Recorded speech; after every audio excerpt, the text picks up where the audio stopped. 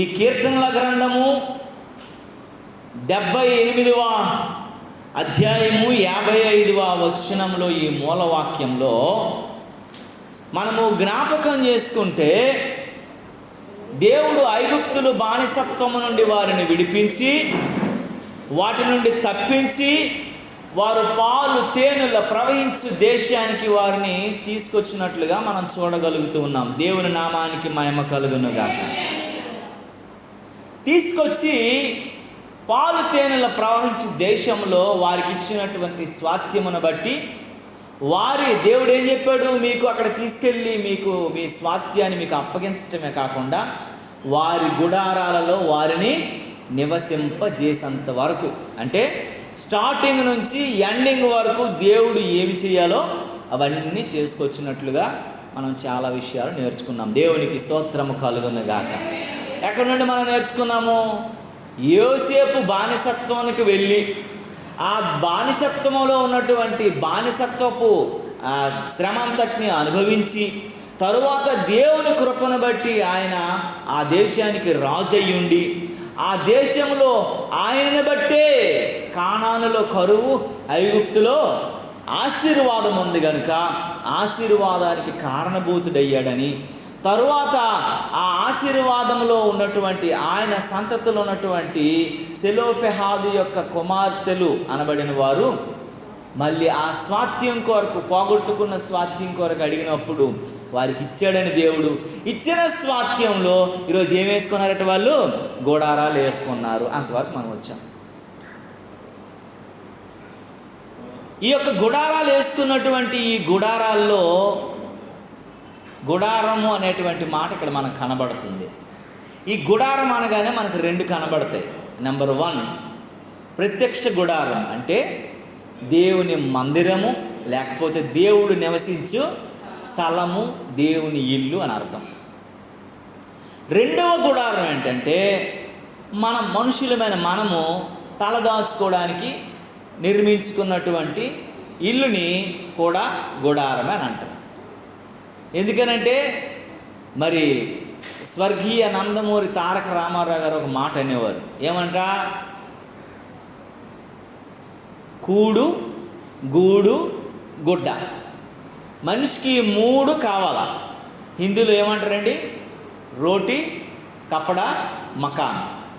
ఈ 3 మనిషికి చాలా అవసరం. పెద్ద భవంతి మనిషికి అవసరం లేదు, పట్టు వస్త్రాలు అవసరం లేదు, 7 స్టార్ ఫుడ్ అవసరం లేదు. ఆ ఆకలి తీర్చుకోవడానికి ఆ పూటకి పిడిగడ అన్నం, ఒళ్ళు కప్పుకోవడానికి ఒక గుడ్డ, తలదాచుకోవడానికి చిన్న గుడ. ఈరోజు మనం బంగళాలు, ఈరోజు మ్యాన్షన్స్, ఈరోజు ప్యాలెస్లు మనం నిర్మించుకుంటున్నాం. కానీ ఒకప్పుడు అందరు కూడా ఎక్కడి నుండి వచ్చిన వాళ్ళు? గుడారాల నుంచి వచ్చిన వాళ్ళే. దేవునికి స్తోత్రం కలుగును గాక. అయితే ఈ గుడారాలు నిర్మించుకున్న తరువాత ఎవడి గుడారము ఎలా ఉందో అన్నది మనం ఆలోచించాలి. దేవునికి స్తోత్రము కలుగును గాక. 1వ గుడారం ఏంటి? దేవుని ఇల్లు, ప్రత్యక్ష గుడారం అని మనం తెలుసుకున్నాము. 2వ గుడారం ఏంటండి? మానవులమైన మనము నివసించే గుడారం. అయితే ఈ మానవులమైనటువంటి మనం నివసించినటువంటి గుడారాల కొరకు ఈరోజు మనము కొన్ని మాటలు ఎలాగున్నాయి జ్ఞాపకం చేసుకుందాం. దేవుని నామానికి మహిమ కలుగును గాక. సృష్టి ఆరంభమైన తరువాత ప్రజల జీవితాలలో ఒక పెను ప్రమాదం కలిగిస్తానని దేవుడు ఎవరితో వాగ్దానం చేశాడు? మొట్టమొదటిగా చెప్పాలి మీరు, నోవాహుతో. Very good. నోవాహుతో చేశాడు. అంటే నోవాహుకి జీవితంలో మనం జాగ్రత్తగా జ్ఞాపకం చేసుకోవాలి. మీకు కొన్ని ఈ నోవాహు ఉన్నాడు, నీకు ఒక 4 గుడారం, ఒక 5 గుడారాలు ఈ వారం ఈరోజు మీకు చెప్తాను. నెంబర్ 1 గుడారం అనేది మీకు కొన్ని అర్థం కావడం కోసం నేను కొన్ని తయారు చేసి తెచ్చుకున్నాను. ఇది ఎవరి గుడారం? ఇది ఇక్కడ రాసి ఉంది, నోవాహు గుడారం.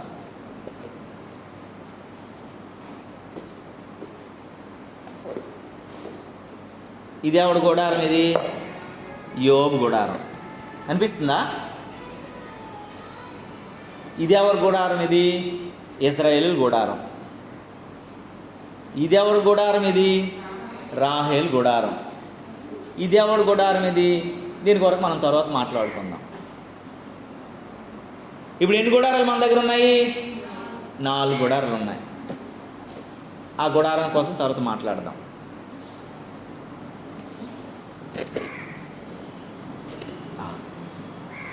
ఇది ఎవరి గుడారం అండి? గుడారం నోవహు గుడారం. కనిపిస్తుంది కదా. ఇది ఎవరిది? ఇది ఎవరిది? ఇది ఎవరిది? ఈ 4 గుడారాలు కోసం ఆలోచిస్తే మొట్టమొదటి ఈయన వరకు మనం ఆలోచించాలి. ఈ నోవహు అన్నటువంటి ఆయన దేవుని కృపలో నీతిమంతుడిగాను, పాపము లేనివాడుగాను, నిందారహితుడిగాను, పరిశుద్ధుడిగాను జీవించినటువంటి దినాలే నెరుగుదును. ఈయనను బట్టి ఈయన దేశం అంతట్లో ఉన్నటువంటి పాపముల్లో, పాపుల మధ్యలో ఈయన ఒక్కడ మాత్రం ఎలా జీవించేవాడట? పరిశుద్ధుడిగా, నీతిమంతుడిగా జీవించాడు. నోవహు, నువ్వు చాలా బాగున్నావు, చాలా భక్తిగా ఉన్నావు, చాలా నీతిగా ఉన్నావు, చాలా మంచిగా ఉన్నావు కాబట్టి నోవహు, నువ్వు ఒక పడవను తయారు చేయవయ్యా. ఈ ప్రజలందరూ పాపంతో నిండిపోయారు, శాపంతో నిండిపోయారు, అపరాధంతో నిండిపోయారు, మలినంతో నిండిపోయారు. కనుక వీరికి నీవు స్వార్థ ప్రకటించుకుంటూ నీవు ఒక పడవను తయారు చేసుకోవడానికి ప్రణాళికలు వేసుకొని ఈయనతో దేవుడు ఒక మాట చెప్పాడు. ఆ రోజు నుంచి ఈయన ఏం చేసేవాడంటే మొక్కలను నాటాడు, స్థితి స్థారకపు మ్రాణులు నాటాడు. అవి పెరుగుతూ ఉన్నాయి, దానికి నీళ్ళు పోస్తున్నారు. నోవహు ఉన్నాడు, నోవహు భార్య ఉన్నాడు, నోవహుకు 3 కొడుకులు ఉన్నారు. ఆ హాము, షేము, యాపేత్ అనేటువంటి 3 కొడుకులు ఉన్నారు. ఆ 3 కొడుకులకి 3 భార్యలు ఉన్నారు. వీళ్ళు 8 మంది కూడా బ్రతుకుతున్నారు. ఈ లోకమంతా, ఈ ప్రపంచమంతా, ఈ దేశమంతా ఒకలా బ్రతుకుతుంటే ఈ నోవహు కుటుంబం మాత్రం ఒకలా బ్రతుకుతుంది. ఎలాగా? దేవునికి భయపడి, విధేయత కలిగి, భక్తి కలిగి, పాపము చేయకుండా, శాపము లేకుండా, నీతిమంతులుగా, దేవుని దృష్టికి అనుకూలమైన వారిగా బ్రతుకుతున్నారు. ఇది ఎవరి గుడారం అండి? గుడారము నోవహు గుడారం. ఇప్పుడు నేను చెప్పింది నేను గుడారం వరకు రాలేదు, నోవహు కొరకు మాత్రమే చెప్తున్నాను. అది మీరు గుర్తుపెట్టుకోవాలి. నోవహు 120 సంవత్సరాలు అయిపోయింది, మానులు పెరిగిపోయాయి, పడవను తయారు చేసుకున్నాడు. దేవుడు ఆజ్ఞాపించాడు, నోవహు పడవ తయారు చేసుకున్నామా అని చెప్పేసి. ప్రజలందరూ చూస్తున్నారు, నోవహు ఏంటి అడావిడిగా ఏంటి తయారు చేసుకుంటున్నాం? మంచి ఇల్లు ఉంది కదా, మంచి వాకులు ఉంది కదా, అన్నీ బాగానే ఉన్నాయి కదా, ఇంకోటి ఏంటయ్యా పడవ తయారు చేసుకుంటున్నాం అంటే, ఈ పడవ తయారు చేస్తుండగానే సువార్తను ప్రకటించుకొచ్చాడు. అయ్యా ప్రజలారా, రేపు నేడు ఒక దేవుడు ఉగ్రత పంపించబోతున్నాడు. అందరికీ నాశనం కలగడానికి ముందుగా దేవుడు హెచ్చరిస్తున్నాడు. ఆయన వైపు మీరు తిరగండి, ఏలోక సంతోషాలు, సమాధానాలు అనుకొని మీరు బ్రతకండి. మీ పెళ్ళిళ్ళు, మీ ఇల్లులు, మీ వాకళ్ళు, మీ ఇల్లులు కట్టుకోవడంలో మీరు బిజీ అయిపోయారు, సత్య దేవుణ్ణి మర్చిపోయారు. రాబో ఉగ్రత నుంచి మిమ్మల్ని ఎవడో తప్పించలేడు కనుక ముందుగా దేవుడు హెచ్చరిస్తున్నాడని సువార్త ప్రకటిస్తూ ఈ ఓడను తయారు చేసుకుంటూ ఉన్నాడు. ఈలోగా ఎవడు మాట, దేవుడి మాట ఎవడు వినలేదు, నోవహు మాట ఎవడు వినలేదు, అందరూ అలాగ ఉంటుండగానే ఒక రోజు ఏమైపోయిందనంటే దేవుడు చెప్పాడు, నోవహు టైం అయిపోయింది. జతలు జతలుగా ఆకాశ పక్షులను, భూమి మీద పెరిగినటువంటి జీవరాశులను, పురుగులను, పాముల్ని అన్నిటిని మొదలుకొని, జలచరాలతో సంబంధించినటువంటి అన్నిటిని మొదలుకొని జతలుగా నేను పంపిస్తాను. ఆ ఓడలో అన్నిటికి కావలసిన ఆహారం సంరక్షించు, వాటికి కావలసిన గదుల్లో వాటిని పెట్టి నీవు, నీ యొక్క భార్య, నీ బిడ్డలు కూడా గదిలో ఉండండి అని నోవహుకు చెప్పాడు. తర్వాత ఏమైంది? 40 రాత్రులు 40 పగళ్ళు మనందరికీ తెలిసిందే. ఏమైందండి? ప్రచండమైనటువంటి తూములు విప్పబడినటువంటి మేఘాత్తమైనటువంటి వర్షం దేవుడు కురిపించాడు. కురిపించిన తర్వాత ప్రజలందరూ పడవ చూస్తుండగానే, ప్రజలు మునిగిపోతుండగానే, ప్రజలను రక్షించే నాదుడు లేకపోతుండగానే నోవహు పడవ ఏమైందటండి?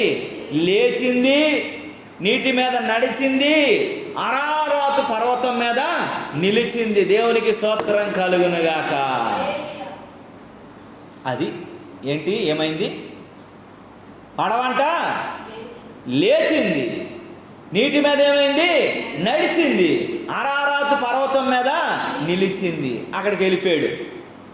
వెళ్ళిపోయిన తర్వాత కొద్ది రోజులు అయిన తర్వాత ఆ పడవ దిగి బయటకు వచ్చిన తర్వాత దేవుడితో మాట్లాడాడు, ప్రభువా, మహాప్రచండమైనటువంటి వర్షంలో నుంచి ప్రజలందరూ చనిపోయిన మమ్మల్ని, మా కుటుంబాన్ని నువ్వు రక్షించావు, అందుని బట్టి నీకే వందనాలంటే దేవుడు అన్నాడట, నోవహా, నీవు, నీ భార్య, నీ బిడ్డలు అందరు కలిపి ఒక గుడారాన్ని వేసుకొని జీవించండి. అదిగో కనబడినటువంటి దాన్ని అంతటినీ కూడా ఒక తోట వేసుకొని ఆ తోటలో మీరు సేద్యం చేసుకొని బ్రతకండి అని దేవుడు ఏమి చేశాడు? ఎవరికి ఆజ్ఞాపించాడు? నోవాహుకు ఆజ్ఞాపించాడు. నా మాటలు అర్థమవుతున్నాయి కదా మీకు? నోవాహు ఏం చేశాడంటే ఒక గుడారాన్ని నియమించుకున్నాడు. ఇప్పుడు మనం ఎవరికొరకు మాట్లాడుకుంటున్నాము? నోవాహు ఏం చేశాడు? ఇప్పుడు గుడారం వేసుకున్నాడు. నోవాహు ఎలాంటాడు? నీతిమంతుడు. నోవాహు ఎలాంటాడు? పరిశుద్ధుడు. నోవాహు ఎలాంటాడు? నిందారహితుడు. కాబట్టి అలాంటి జలప్రలయం నుండి నోవాహు, ప్రజలందరూ చచ్చిపోయినా సరే నోవాహు కుటుంబం మాత్రం ఏమైందటండి? గుడారం వేసుకున్నాడు. మంచి ద్రాక్ష తోట వేసాడు, త్వరగా ఫ్రూట్లు వస్తాయని. ద్రాక్ష తోట విస్తారమైనటువంటి గెలలు కాస్తుంది. 4-5 మోయలేనంతగా ఆ యొక్క గెలలను కాస్తూ ఉంది. విస్తారమైన పంటను చూసి, సమృద్ధిని చూసి కుటుంబం అంతా కూడా సంబరపడిపోతుంది, ఆనందపడిపోతుంది. దేవుడు ఏం దీవించాడు రా మమ్మల్ని అని. ద్రాక్ష తోట పండిన తర్వాత ఫలాలు కోసాడు, తెచ్చాడు, దాన్ని ద్రాక్షారసం చేశాడు. ద్రాక్షారసం చేసిన తర్వాత ఆ ద్రాక్షారసాన్ని సరైనటువంటి రీతిలో ఉపయోగించకుండా వేరే రీతిలో ఉపయోగించాడు.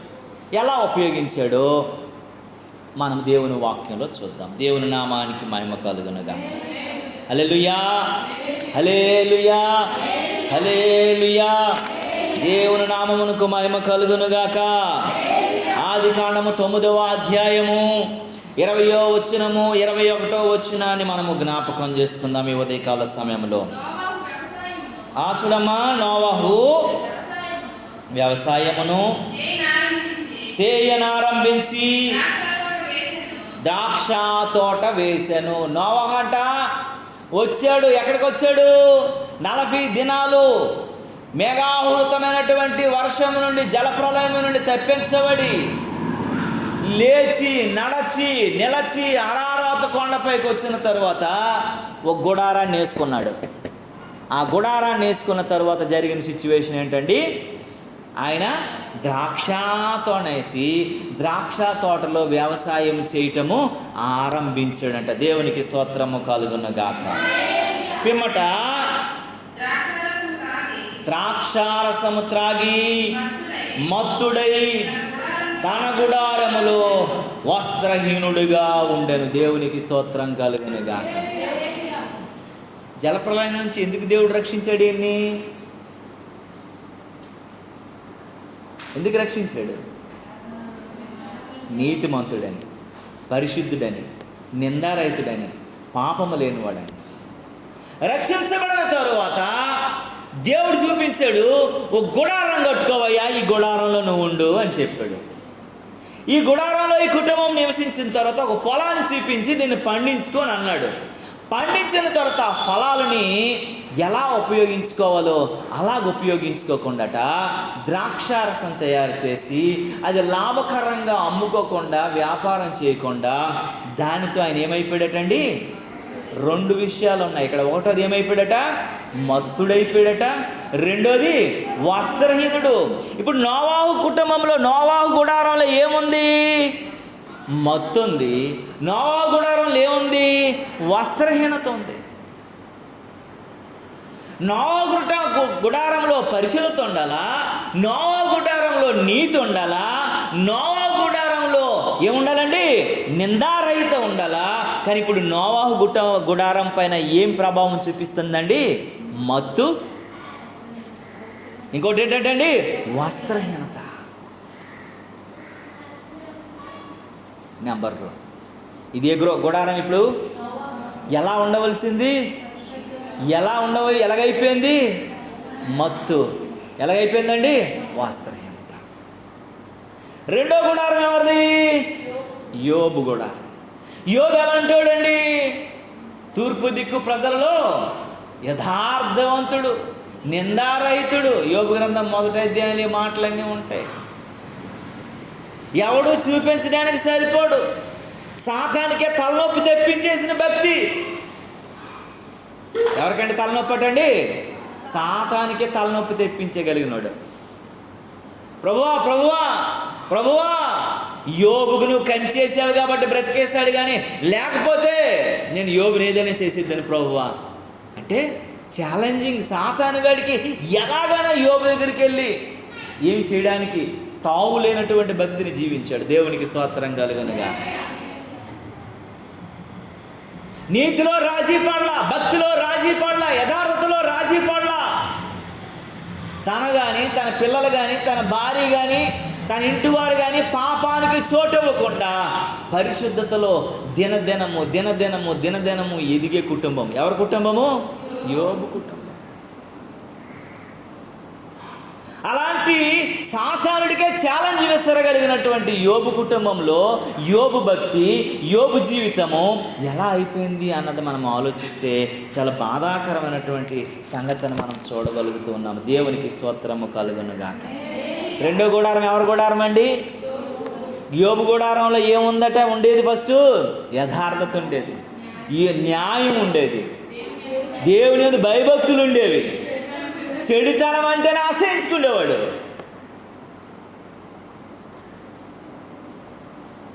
చూడండి చూడండి చూడండి చూడండి యోబు గ్రంథం చూడండి, యోబు గ్రంథం చూడండి.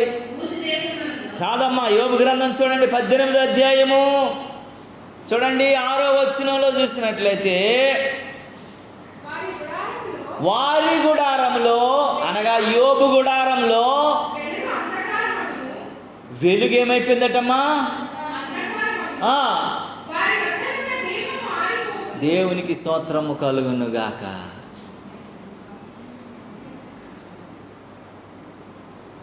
నీతికి, విశ్వాసానికి, పరిశుద్ధతకు, యథార్థతకు, మాదిరికి అందరికీ కనబడగలిగిన దీపస్తంభంలాగా ఉన్నటువంటి యోబు కుటుంబంలోకి ఏముందటమ్మా? యోబు గుడారంలో అంధకారము, చీకటట.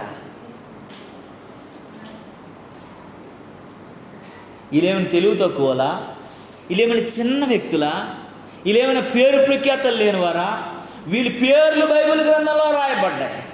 వీరందరూ నీతిమంతులుగా ఉన్నటువంటి వారు, వీరందరూ నీతిమంతుల సభలో నిలవబడినటువంటి వారు. ఈయన గుడారంలో ఏముందటమ్మా? అంధకారము, చీకటి కమ్మేసిందట. ఎంత దీపాన్ని వెలిగిస్తున్నాడు కానీ, దీపం వెలగడానికి ఎంత ప్రయత్నం చేస్తున్నాడు కానీ, ఎంత తైలం పోస్తున్నాడు కానీ దీపం ఏమైపోతుందటండి? ఆరిపోతుంది. ఎంత వెలుగును చూడాలనుకుంటున్నా, ఎంత వెలుగులో ఉండాలనుకుంటున్నా, ఎలా వెలుగును సంపాదించుకోవాలనుకుంటున్నా మొత్తం ఏమైపోయిందటండి? అంధకారం అయిపోయింది. ఎవడు గుడారం ఇది? ఎలాంటి వాడు? ఒకప్పుడు నీతిపరుడు కదా, యథార్థవంతుడు కదా, పాపము లేనివాడు కదా, న్యాయవంతుడు కదా, సాతానికే ఛాలెంజ్ ఇసరగలిగిన వాడు కదా. ఈయన గుడారం ఎలాగ దేంతో నింపబడిందటండి? ఈయన గుడారంలో ఏముందటండి? చీకటి, అంధకారంతో అలమటిస్తుందట.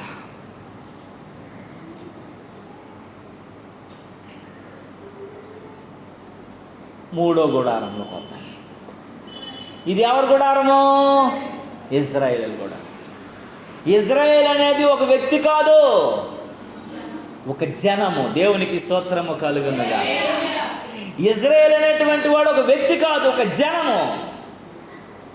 ఈ రోజుకి కూడా ప్రపంచాన్ని మీరు గూగుల్ చేస్తే ఇజ్రాయెల్ నుంచి వచ్చినటువంటి యూట్యూబ్, గూగుల్, ఇన్స్టాగ్రామ్, వ్యాక్షన్, బండి, కారు, విమానం, పెట్రోల్, ఇది అదినే లేదు, అన్నీ యూదులు అక్కడ నుండి వచ్చినాయి.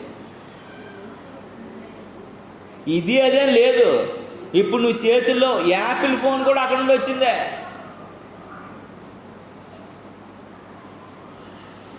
ఇక్కడ నుండి అక్కడ నుండి కాదండి, అసలు లైట్ వచ్చింది అక్కడ నుండి, ఫ్యాన్ వచ్చింది అక్కడ నుండి, కన్స్ట్రక్షన్ వచ్చింది అక్కడి నుంచి. విజయనగరం అంత ప్రాంతం ఉన్నటువంటి దేశం నుండి ప్రపంచం అంతటిని పరిపాలించగలిగినటువంటి సామాన్లను అక్కడి నుంచి వచ్చే జ్ఞానం అంతా అక్కడి నుంచి వచ్చింది. ఎక్కడ ఉందంటే అంత జ్ఞానం కలిగినటువంటి దేశం. ఏ దేశం ఇది? దేవుడి కొరకు, పాపములు ఉన్నటువంటి, అపరిశుద్ధంలో ఉన్నటువంటి వీళ్ళ కొరకు యేసుప్రభు దిగి వచ్చేసాడు. వీళ్ళు ఎంత బెస్ట్ అంటే దేవునికి, వీళ్ళందరికీ వాగ్దానాలతోనే మాటలతోనే చెప్పాడు, కానీ వీళ్ళ కొరకైతే దేవుడే దిగి వచ్చేసాడు. ఈ ఇజ్రాయేల్ గుడారంలో ఎవరున్నారట?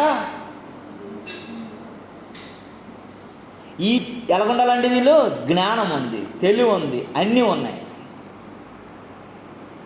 ఇంత జ్ఞానం ఉంటే, ఇంత తెలివి ఉంటే, ఇంటుంటే ఆ జ్ఞానాన్ని, దేవుని వాక్యాన్ని, దేవుని మాటల్ని, దేవుని యొక్క కార్యాలను గుర్తు చేసుకోలేనటువంటిగా వారుగా ఉంటూ వీళ్ళు ఏం చేస్తున్నారు అనేది ఒక్కసారి జ్ఞాపకం చేసుకుందాము.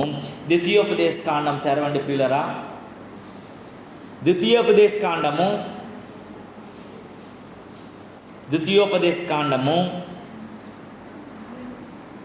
మొదటి అధ్యాయము 27వ వచనాన్ని చదవండి త్వరగాను, సమయం చాలా లేదు.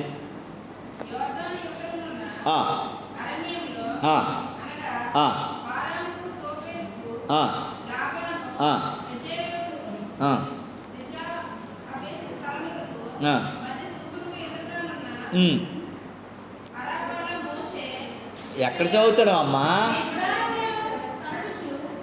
ఈ గుడారములలో చూడమ్మ, చదువుకోవచ్చు. ద్వితీయోపదేశ కాండము మొదటి అధ్యాయము 27వ వచనం చదవండి. మీ గుడారములలో సనుగుచు.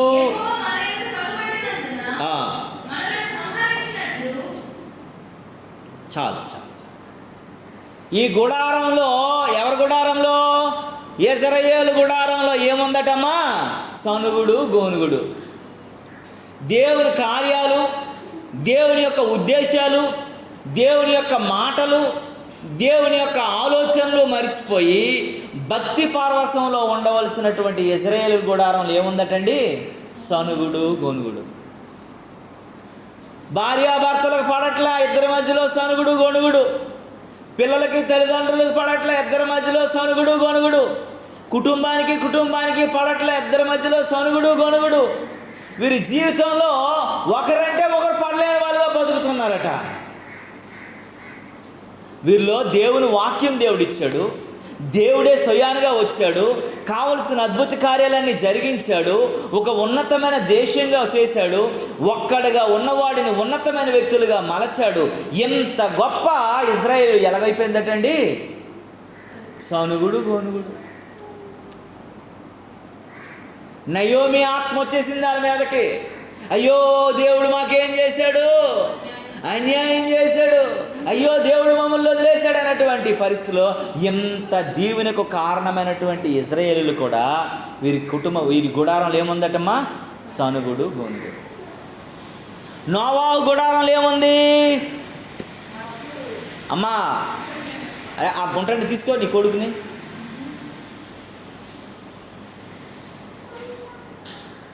నోవాహు గుడారంలో ఏముంది? మత్తు, వస్త్రహీనత ఉంది. యోబు గుడారంలో ఏముంది? అంధకారము, చీకటి ఉంది. ఇజ్రాయేలు గుడారంలో ఏముంది? సనుగుడు, గోనుగుడు ఉంది. 4వ గుడారం ఎవరిది? రాహేలు గుడారం. ఈ రాహేలు దీవించబడిన ఆమె. ఈ రాహేలు ఎవరి భార్య అండి? యాకోబు భార్య. అబ్రహాము, ఇస్సాకులు, యాకోబులు దేవా. తర్వాత ఎవరి పేరు లేదు. యాకోబు అనేటువంటి వాడు ఈరోజు ఇజ్రాయెల్ నుంచి దేవుడు రావటానికి యాకోబే మూల కారణమైనటువంటి యాకోబు 7-14 సంవత్సరాలు ప్రేమించి, విశ్వసించి, నమ్మకంతో బానిసగా మారిపోయే ప్రేమించేటువంటి భార్య పేరు ఏం పేరండి? రాహేలు. ఈమె నుంచే యోసేపు వచ్చాడు. ఒక సంతతికి మూల కారణమైనటువంటిది. అలాంటి వ్యక్తి గుడారంలో ఏముందో ఒకసారి చూద్దాం. దేవుని నామానికి మహిమ కలుగును గాక. ఆదికాండము 31వ అధ్యాయము 33వ వచనము 44వ వచనాన్ని జ్ఞాపకం చేసుకుందాం. రాహేలు ఆ విగ్రహమును తీసుకొని ఒంటి సామాగ్రిలో పెట్టి 33 చదువా తల్లి?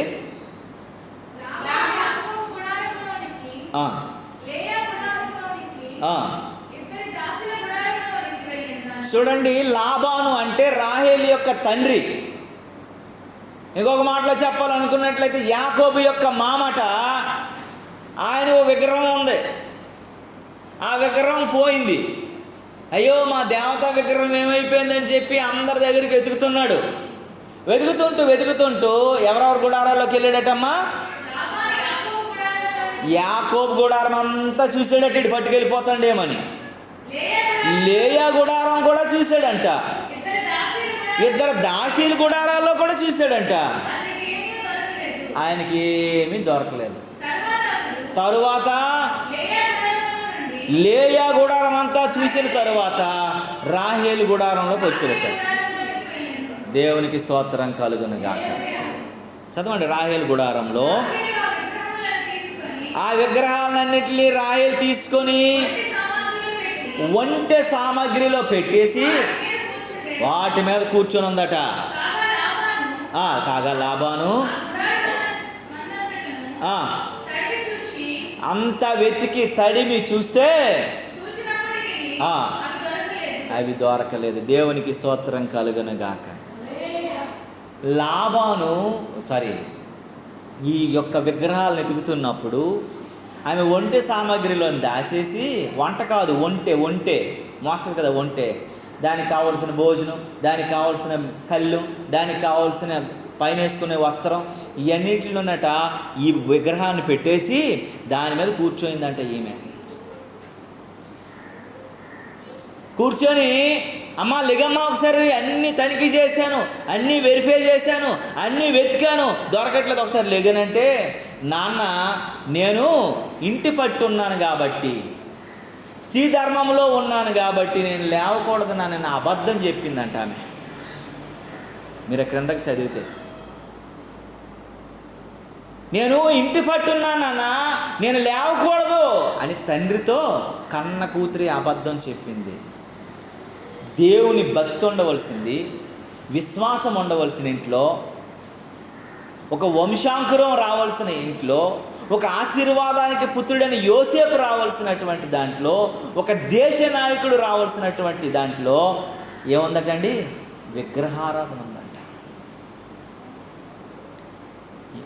రాహేలు గుడారంలో ఏముందమ్మా? విగ్రహారాధన.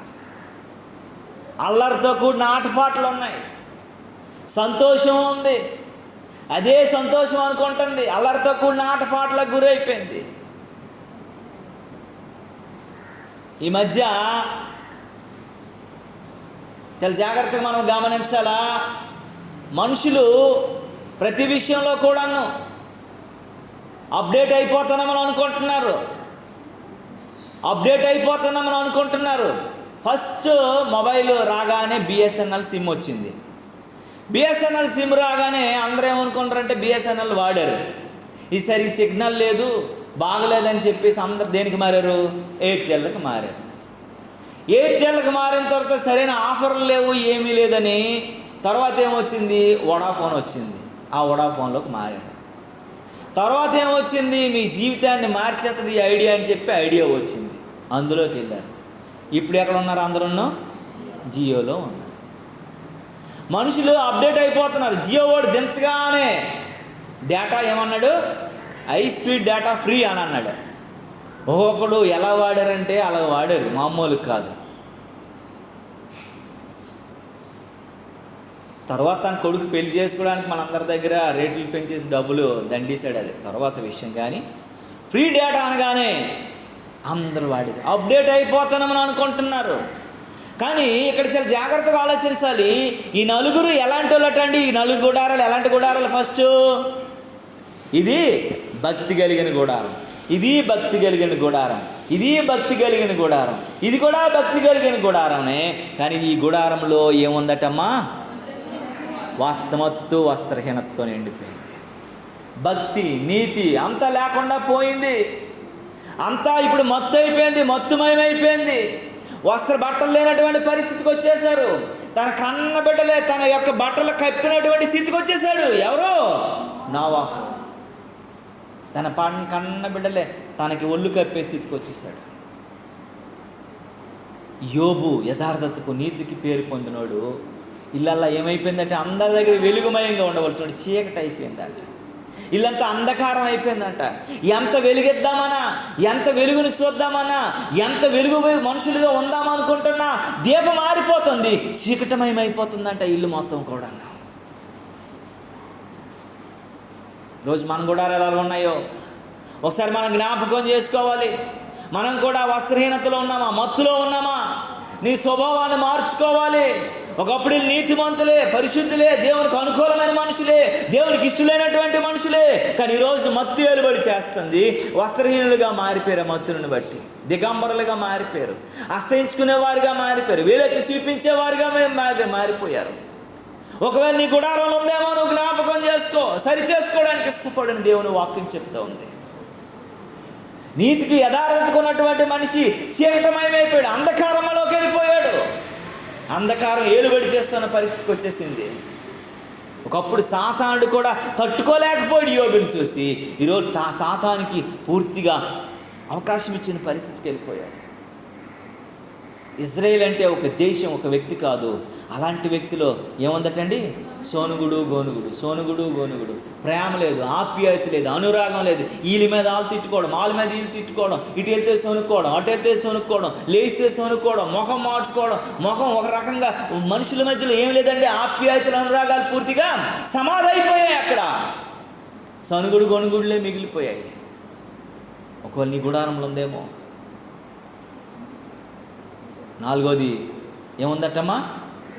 విగ్రహారాధన, అల్లరితో కూడిన ఆటపాటలు ఈ గుడారంలో ఉందట. నీ గుడారంలో ఒకవేళ ఉందేమో. దేన్ని నువ్వు ఆరాధిస్తున్నావో? డబ్బును ఆరాధిస్తున్నావా? ధనాన్ని ఆరాధిస్తున్నావా? బట్టలను ఆరాధిస్తున్నావా? బంగారాన్ని ఆరాధిస్తున్నావా? లోకంలో ఉన్న వాటిని ఆరాధిస్తున్నావేమో. జ్ఞాపకం చేసుకో. ఇవన్నీ నిన్ను దేవుని రాజ్యానికి తీసుకెళ్ళవు, పరిశుద్ధుడిగా నిలవబెట్టవు. దేవుని ముందు న్యాయ తీర్పులో ఇవన్నీ నీకు నరకానికి తీసుకెళ్ళిపోతాయి. అల్లరితో కూడిన ఆటపాటలు, ఆ నిమిషానికే సంతోషం, ఆ నిమిషానికే ఆనందం, ఆ నిమిషానికే నీకు ఇచ్చినటువంటిగా నీ గుడారం ఉందేమో. జ్ఞాపకం చేసుకో. ఈ 4 గుడారాలు భయంకరమైనటువంటి స్థితికి వెళ్ళిపోయాయి. అందరికీ మాదిరిగా ఉండాలి, అందరికీ రోల్ మోడల్గా ఉండాలి, అందరికీ వీరిని చూసి నడవగలిగిన గుడారాలన్నీ ఏమైపోయాయండి? ఈరోజు పాడైపోయాయి, చెడిపోయాయి, విచ్ఛిన్న భిన్నమైపోయాయి, అపరిశుద్ధతకి వెళ్ళిపోయాయి. 5వ గుడారం కోసము మనము మాట్లాడుకుంటాం. దేవుని నామానికి మహిమ కలుగును గాక. హల్లెలూయా, హల్లెలూయా. 5వ గుడారం ఏ గుడారం అండి? ఇది ఇస్సాకారు గుడారము. దేవునికి స్తోత్రం కలుగును గాక. ఇస్సాకారు గుడారం. ఇస్సాకారుని తన తండ్రి అయిన యాకోబు, ఎంతమంది కొడుకులు యాకోబుకి? 12 మంది. ఒకసారి చదవగలరా 12 మంది కొడుకుల పేర్లు? రూబేను. అలా కాదు, బైబిల్ వెనకాల అట్టలో మ్యాప్ ఉంటుంది, అక్కడ రాసి ఉంటే చదవండి ఎవరన్నా.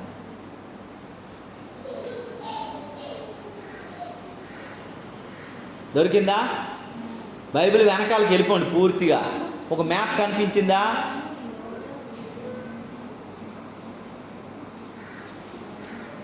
అక్కడ చిన్న కాలంలో రాసి ఉన్నాయి కదా, చదవమ్మా. ఇలాగ రాసి ఉంటే సైడ్ని పేర్లు, లైన్గా పేర్లు.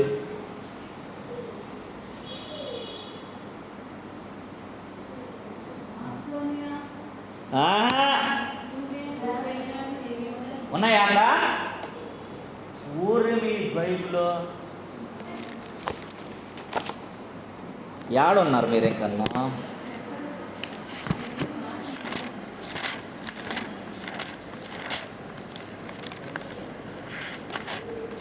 ఇక్కడ చూస్తే ఈ లాస్ట్ అట్ట దగ్గరికి వచ్చేస్తే మ్యాప్ ఉందా, ఆ మ్యాప్లోనే ఉంటాయి. మ్యాప్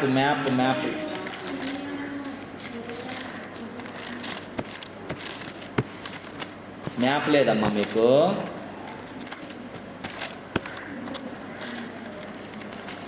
మ్యాప్ ఇదిగేదమ్మా, ఇలా కనబడుతుంది కదా మ్యాప్లో. ఇది ఇక్కడ రాసి ఉంది కదా ఇలాగా. ఇగో 12 గోత్రాలు.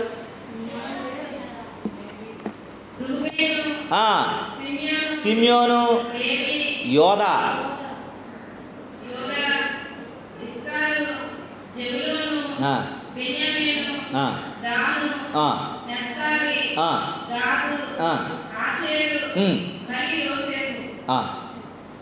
దేవునికి స్తోత్రం కలుగును గాక. నేను ఒకసారి చదువుతాను వినండి. రూబేను, సిమియోను, యోదా, జెబూలూను, ఇస్సాకారు, దాను, గాదు, ఆషేరు, నఫ్తాలి, ఎఫ్రాయిము, మనష్షే, బెన్యామీను. ఇందులో మనకు 5వ వాడు అనేటువంటి ఇస్సాకారును జ్ఞాపకం చేసుకుంటున్నాం. దేవునికి స్తోత్రం కలుగును గాక. ఎవరండి? 5వ వాడు ఇస్సాకారు. దేవునికి స్తోత్రం కలుగును గాక. హల్లెలూయా. మాట్లాడకూడదు, మనస్సు ఇటు పెట్టండి. ఈ యొక్క 4 గుడారాలు, నోవాహు గుడారం దేంతో నిండిపోయింది? మత్తుతోను వస్త్రహీనతతోను. యోబు గుడారం దేంతో నిండిపోయింది? ఇజ్రాయేల్ గుడారం దేంతో నిండిపోయింది? రాహేలు గుడారం దేంతో నిండిపోయింది? అల్లరితో కూడిన ఆటపాటలు. ఇప్పుడు ఎవరి గుడారం కోసం మనం మాట్లాడుతున్నాము? ఇస్సాకారు గుడారం. దేవునికి స్తోత్రం కలుగును గాక. హల్లెలూయా, హల్లెలూయా. చూడండి పిల్లరా, ఒక గుడారం ఉంది. ఈ గుడారం ఎవరిదనంటే ఇది ఇస్సాకారు గుడారము. దేవునికి స్తోత్రము కలుగును గాక. చూడండి, ఇస్సాకారు గుడారంలో ఏముందో ఒక్కసారి చూసి దేవుని నామంలో మనము ముందుకు కొనసాగదాం. ద్వితీయోపదేశకాండం 33వ అధ్యాయము. ద్వితీయోపదేశకాండం 33వ అధ్యాయము 18వ వచనాన్ని చదవండి.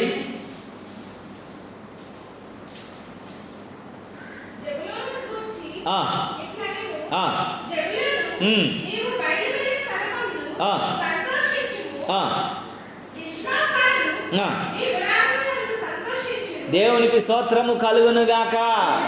హల్లెలూయా. ఇస్సాకారు, నీ గుడారమందు నీవు సంతోషించము. ఇస్సాకారు గుడారంలో ఏముందటండి? రై గుంటడా రై.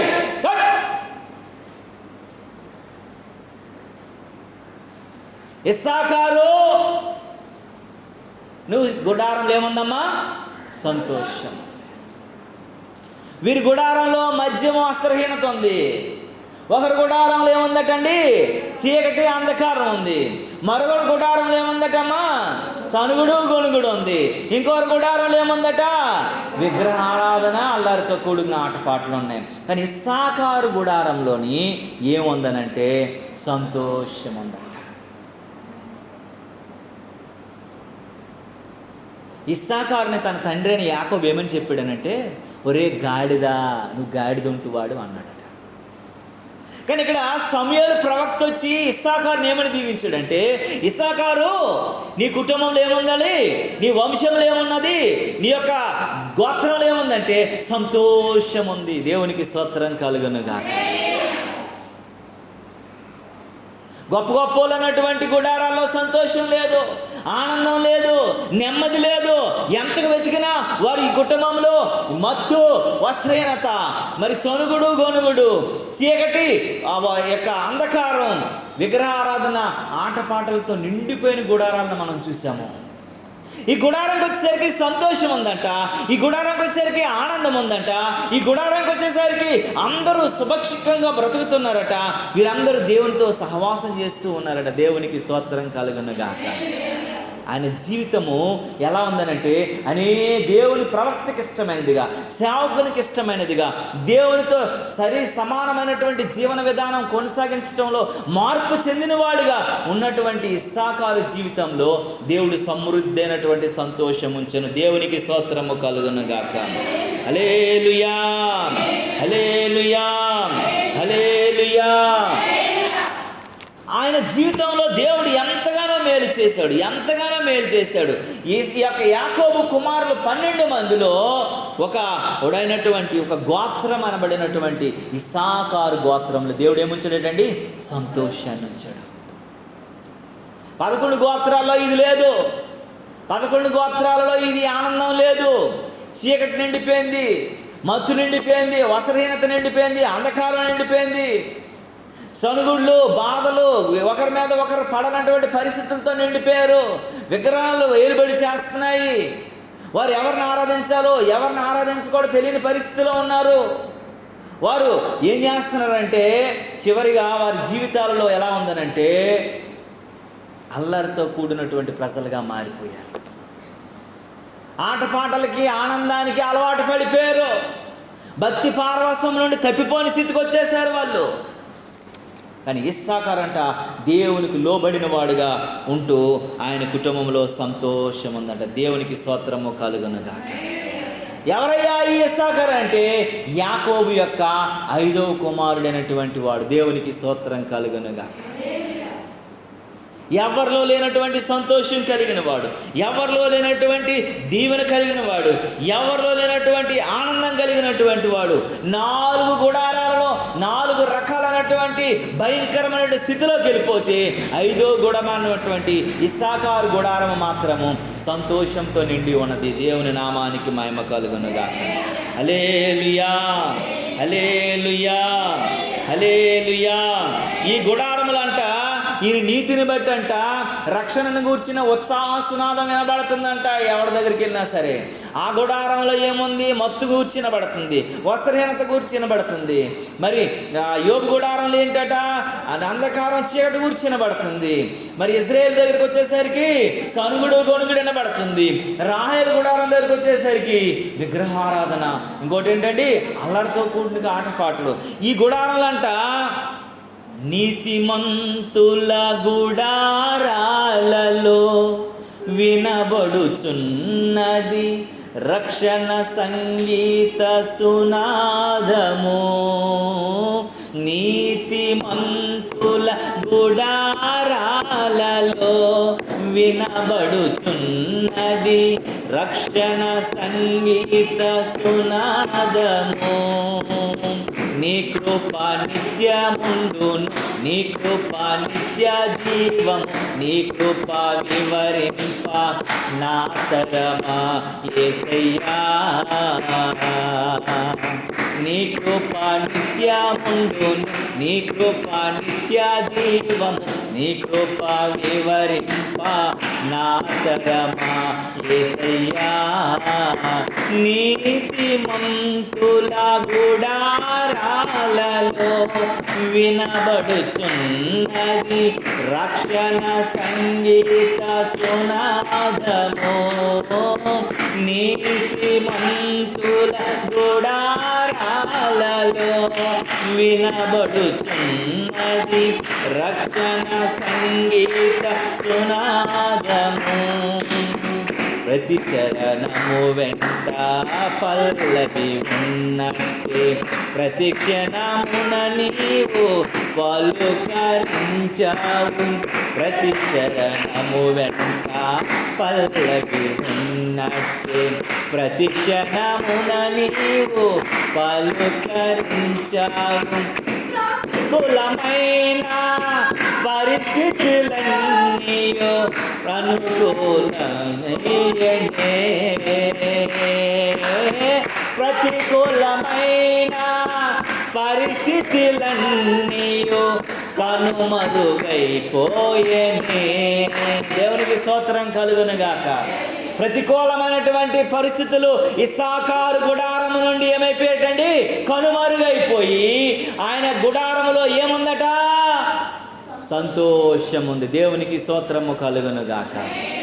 ప్రతికూలమైనటువంటి పరిస్థితులు, బాధాకరమైనటువంటి పరిస్థితులు, కష్టకాలమైనటువంటి పరిస్థితులు అన్నీ కనుమరుగైపోయాయి. చూడడానికి ఎక్కడ కనబడకుండా పోయాయి. ఇడేముందటమ్మ ఇప్పుడు? సంతోషం, సంతోషం, సంతోషం. ఆయన గుడారంలో ఎందుకు సంతోషం ఉంది? ఆయన గుడారంలో మాత్రమే ఉండడానికి గల కారణాలు ఏంటో ఒక 3 కారణాలు చెప్పి త్వరగా నేను ముగించేస్తాను. ఒక 3 కారణాలు చెప్పి దేవుని నామానికి మహిమ కలుగును గాక. ఇస్సాకారు గుడారంలో ఎంతటి సంతోషం ఉంచడానికి గల కారణం, ఈ దినాలలో మన గుడారంలో కూడా మత్తు వస్త్రహీనత చూడండి తొలగిపోవాలంటే, చీకటి అంధకారము తొలగిపోవాలంటే, సనుగుడు గొనుగుడు తొలగిపోవాలనంటే, విగ్రహారాధన దేవునికి ఆయుష్కరమైనటువంటి ఆరాధన తొలగిపోవాలంటే మన గుడారములో పరలోక సంతోషాన్ని నింపబడుండునుగాక. ఆమేన్. దేవునికి స్తోత్రము కలుగునుగాక. ఆ పరలోకపు సంతోషము ఇస్సాకారు గుడారంలో నింపబడ్డానికి గల కారణాలు ఒక 3 కారణాలు త్వరగా చెప్తాను ఫటాఫట్ అనేసి. చూడండి, న్యాయాధిపతుల గ్రంథము 5వ అధ్యాయము 15వ వచనాన్ని చూడండి. ఈ 4 గుడారాలలో సంతోషం లేకపోవడానికి గల కారణము, ఇస్సాకారు గుడారంలో మాత్రమే సంతోషం ఉండడానికి గల కారణము చూడండి. న్యాయాధిపతులు 5:15 చదవమ్మా. చాలు. ఇస్సాకారు వంశస్థులైనటువంటి వారు ఎవరితో కలిసి వచ్చారటండి? దెబోరాతో కలిసి వచ్చారు. ఈ దెబోరా ఎవరు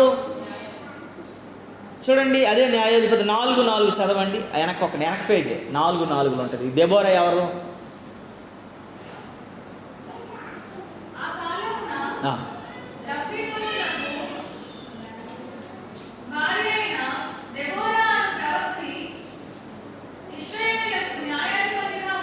దేవునికి స్తోత్రము కలుగునుగా.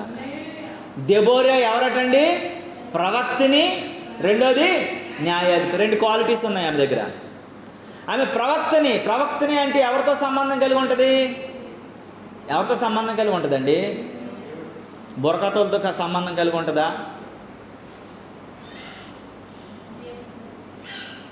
రికార్డింగ్ డ్యాన్సులతో సంబంధం కలిగి ఉంటుందా? ఎవరితో కలిగి ఉంటుంది? దేవునితో సంబంధం కలిగి ఉంటుంది.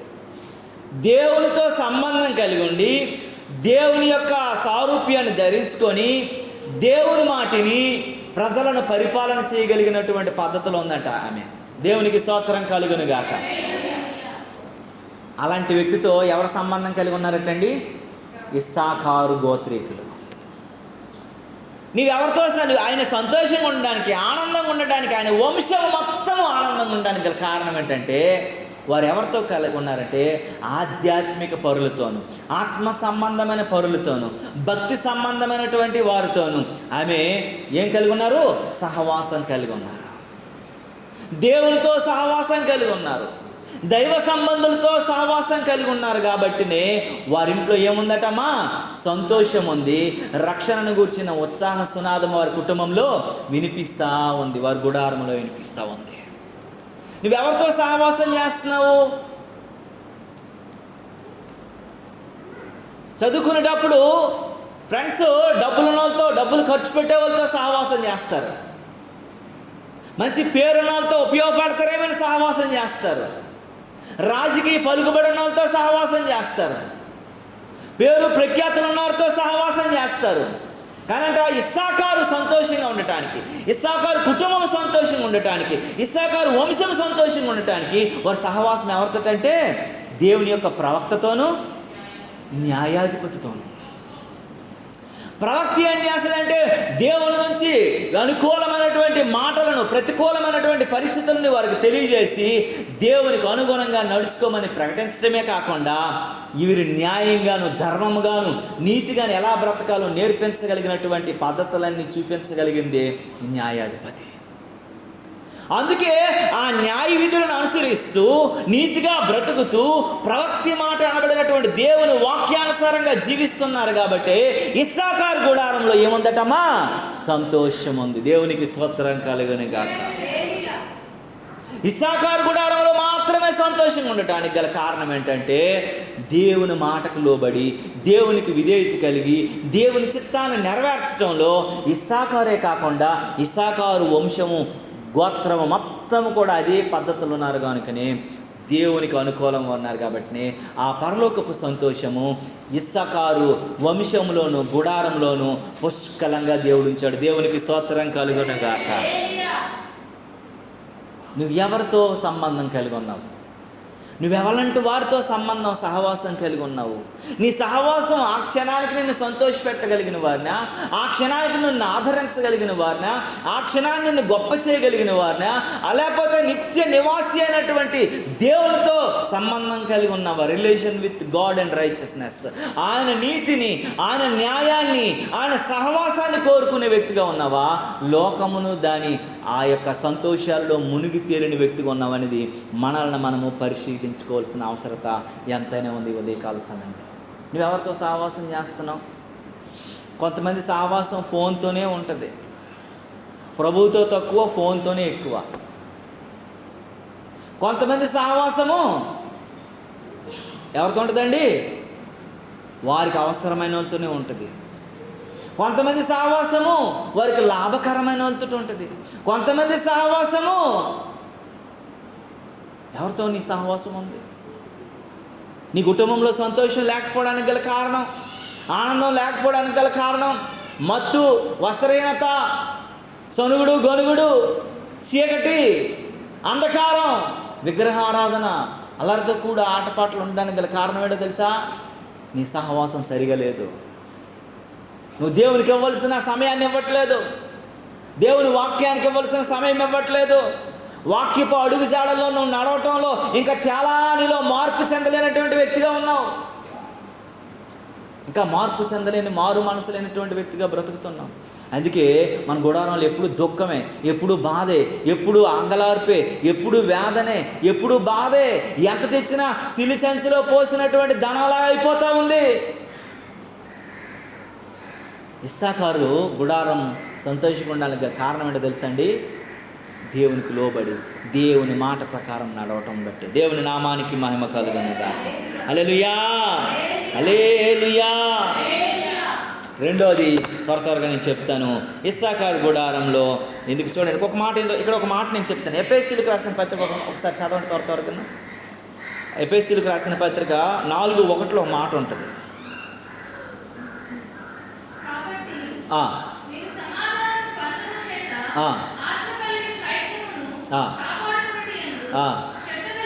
చాలండి. ఆత్మ కలిగించు ఐక్యతను కాపాడుకోవటంలో ఇస్సాకారు కుటుంబము, వంశము, గోత్రము శ్రద్ధ కలిగి ఉన్నారండి. దేవునికి స్తోత్రం కలుగునగా. అందుకే వారు సంతోషంగా ఉన్నారు. ఇక్కడ ఒక మాట నేను చెప్పాలి, ఎందుకనంటే అది మీకు అర్థం కావడం కొరకు చెప్తాను. సౌలు రాజు మనందరికీ తెలుసు కదండి. సౌలు రాజు లేకుండా ఎవరు లేరు? సమూయేలు ప్రవక్త ఉండేవాడు కాదు. సమూయేలు ప్రవక్త లేకుండా సౌలు రాజు ఉండేవాడు కాదు. సౌలు రాజు ఎక్కడుంటే సమూయేలు ప్రవక్త అక్కడ ఉండేవాడు. సమూయేలు ప్రవక్త ఎక్కడుంటే సౌలు రాజు అక్కడ ఉండేవాడు. సమూయేలు ప్రవక్త చెప్పినట్లు సౌలు రాజు చేసేవాడు. సౌలు రాజు సమూయేలు ప్రవక్త దేవుని మాటకి లోబడినంతగా జీవించేవాడు.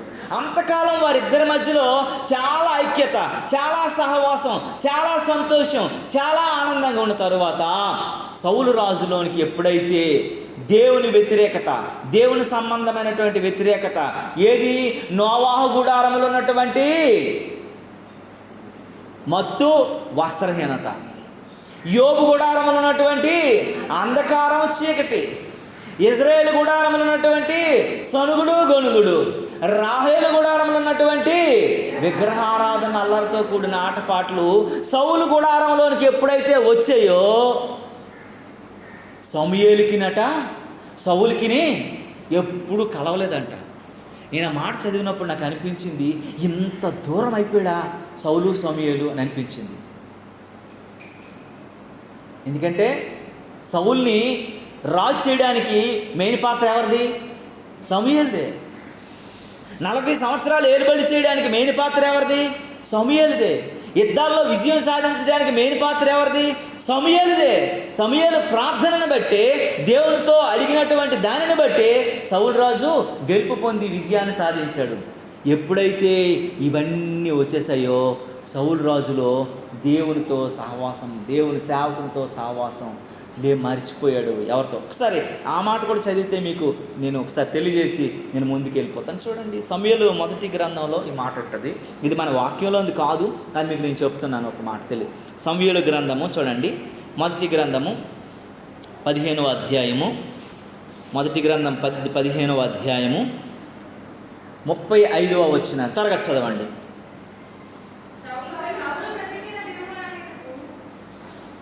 మా సౌలు బ్రతికిన దినములు అన్నింటను. చూడండి, సౌలు బ్రతికిన దినాలన్నింటను కూడా సమూయేలు. ఒకప్పుడు ఎలాగుండేవారు వాళ్ళిద్దరుని? ఎలాగుండారండి?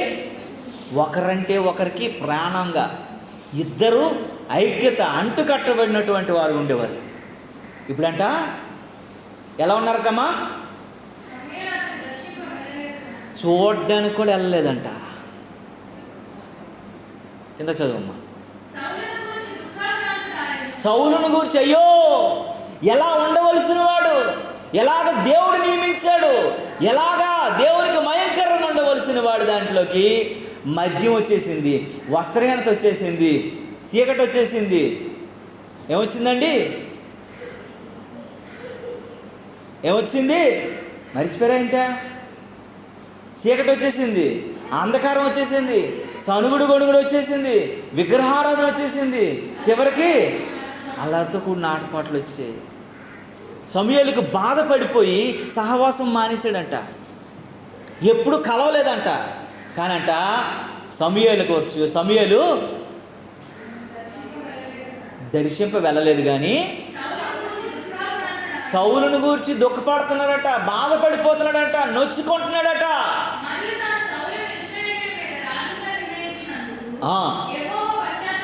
దేవునికి స్తోత్రం కలుగునుగాక. దేవుడే పశ్చాత్తాపడిపిడికి ఇలాంటోడిని నేను సేవకుడిగా రాజుగా పెట్టుకున్నానా? ఇలాంటోడిని నా ప్రజలు నేలడానికి పెట్టుకున్నానా? ఇలాంటోడిని నేను నియమించానా?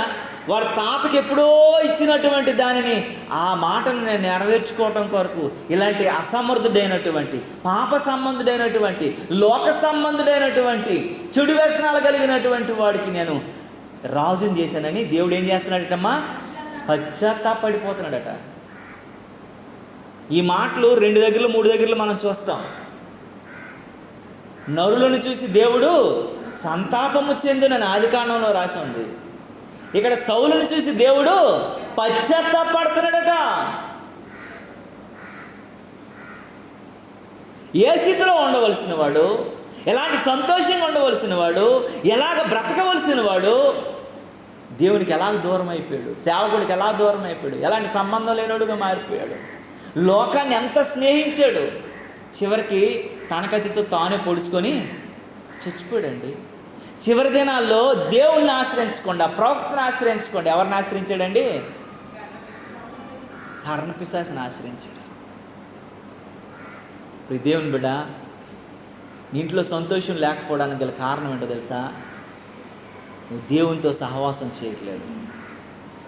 దేవుణ్ణే నువ్వు బాధపరిచేటువంటి, దుఃఖపరిచేటువంటి, పశ్చాత్తాపడేటటువంటి స్థితిగా ఈ బిడ్డని నేను ఎందుకు ఎన్నుకున్నాను, దీని కొరకు ఎందుకు రక్తం కార్చాను, ఎందుకు చిందించాను, ఎందుకు మరణించాను అని సంతాపడిన స్థితిగా నువ్వు ఒకవేళ ఉన్నావేమో. ఈ ఉదయకాల సమయంలో నిన్ను పరిశీలన చేసుకొని దేవుని వాక్యం హెచ్చరిస్తుంది. ఏ విషయంలో నువ్వు వెలగొన్నావో, ఎంత క్లోజ్గా ఉన్నటువంటి సమూయేలును సౌలు మొఖాలు చూపించుకోవడానికి కూడా దూరం అయిపోయినంతగా వెళ్ళిపోయారట. ప్రవక్త వెళ్ళిపోయాడు సరే, దేవుడు ఏమైపోయాడటండి? పశ్చాత్తాపడిపోతున్నాడట సౌలు నియమించినందుకు. ఒక నిన్ను దేవుడు ఎన్నుకున్నందుకు ఒకవేళ దేవుడు బాధపడుతుండేమో గుర్తు చేసుకో. ఇలాంటి స్థితిగతులన్నింటినీ కూడా అధిగమించి విశ్వాసంలో ముందుకు సాగి దేవునితో మంచి రిలేషన్ కలిగి బ్రతికినటువంటి ఇస్సాకారు గృహంలో, గుడారంలో ఏముందటమ్మా? సంతోషం. రెండో మాట చూడండి, దినవృత్తాంతాల గ్రంథము 12వ అధ్యాయము 32వ వచనాన్ని చూడండి. దినవృత్తాంతాలు, 2 క్రానికల్స్, దినవృత్తాంతాల మొదటి గ్రంథం 12వ అధ్యాయము 32వ వచనాన్ని చదవండి పిల్లరా, త్వరగా. ఇస్సాకారులో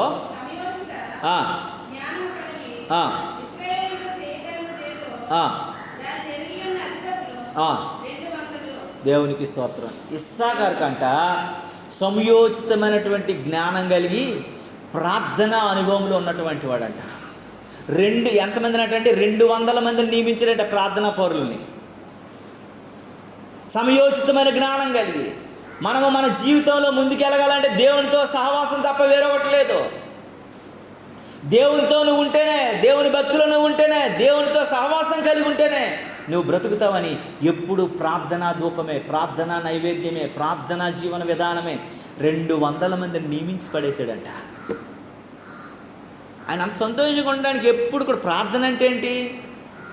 ప్రార్థన, దేవుని సందర్శన, పరమ తండ్రితో సంభాషణ.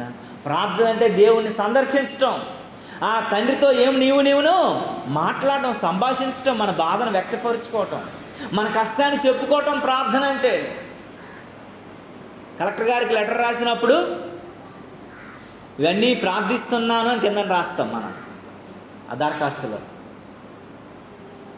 మహారాజశ్రీ గౌరవనీయులైనటువంటి విజయనగరం జిల్లా కలెక్టర్ వారికి వ్రాయి విన్నపములు, అయ్యా నా బాధ, నా గోడు, నాకు ఇది లేదు అది లేదని చెప్పి నాకు ఇవ్వండి అని మీకు మీ పాదాలకు నేను ప్రార్థిస్తున్నానని రాస్తాం కదండి. ఆయన కనికరం చూపించాలని, నేను ఇవ్వాలని. కానీ ఇలాంటి వాళ్ళు నేను నమ్మట్లా. ఈయన నమ్మేది ఎవరినటండి? పరమ తండ్రికి 200 మందిని నియమించి, అయ్యా ప్రవక్తల్లారా, అయ్యా నాయకుల్లారా, అయ్యా ప్రధానులారా, మన దేవుడే మన కార్యం చేసేవాడు, మన దేశంలో, మన వంశంలో, మన గుడారాలలో సంతోషం ఉందంటే ఆయన మాత్రమే అనునిత్యం ఆయనతో సంబంధం కలిగి ఉండేవారట. దేవునికి స్తోత్రం కలుగునుగా. దేవుడట అడిగాడంట, యాకోబు పత్రికలో మాట ఉంటుంది, 1వ అధ్యాయంలో 5వ వచనం అంటాడు, మీ జ్ఞానం కొదువై ఉన్నట్లయితే ఎవరిని అడగమంటాడు? మీరు దేవుణ్ణి అడగండి అని చెప్తాడు. ఇస్సాకారుకి జ్ఞానం పెద్ద లేదు, ఎందుకంటే వాళ్ళ నాన్నగారు ఏమన్నారు? ఆయన్ని గాడిదా అని అన్నాడు. ఒరే నువ్వు గాడిద లాంటోడురా, 11 మంది లాంటోడు కాదురా, నీది గాడిద స్వభావం. గాడిదని ఎవరిని అంటారండి? అన్నీ తెలిసినోడు జ్ఞానవంతుడిని అంటారా? తెలుగు తక్కువని అంటారా? తెలుగు తక్కువ దద్దమ్మగాడిని అంటారు గాడిద అంటే. తండ్రి దృష్టికి దద్దమ్మగాడిలా కనబడుతున్నాడు. నువ్వు గాడిదలా అంటాడు రా, నీకు బుర్ర బుద్ధి పని లేదురా, పని చేయట్లేదురా అని చెప్తున్నాడు. అందుకే జ్ఞానం కొద్దువై ఉన్నాడు. వాళ్ళు ఎవరిని అడగమన్నారు? దేవుణ్ణి అడగమన్నారు. ఆ పక్కనే 3వ అధ్యాయంలోనికి వస్తే దేవుడు అడిగాడు రాదు, దేవుడిని జ్ఞానం అడిగాడు ఇస్సాకారు. దేవుడు 4 రకాల జ్ఞానాలు కావాలా నేను అడిగాడు ఇస్సాకారుని. ఇస్సాకారా నీకు ఏ రకం జ్ఞానం కావాలరా? 4 రకాల జ్ఞానాలు ఇస్తాను రా, అది లేదు నీకు కావాలంటే అది నేను ఇస్తానని చెప్పాడు అంటాను. 3వ అధ్యాయం చూడమ్మా, 11 చూడు, 15వ వచనం నుండి.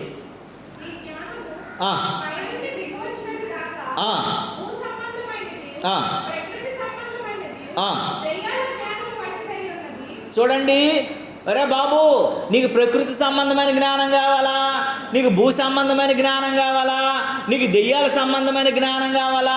ఏ జ్ఞానం కావాలా ఇస్సాకారు అని అంటే, చదువు తల్లి. అనగా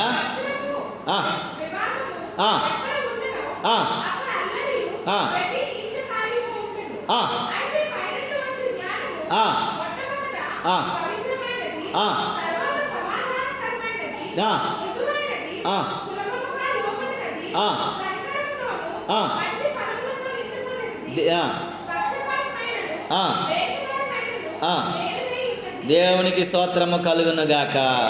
హల్లెలూయా, హల్లెలూయా. ఇస్సాకారానికి ఏ జ్ఞానం కావాలా?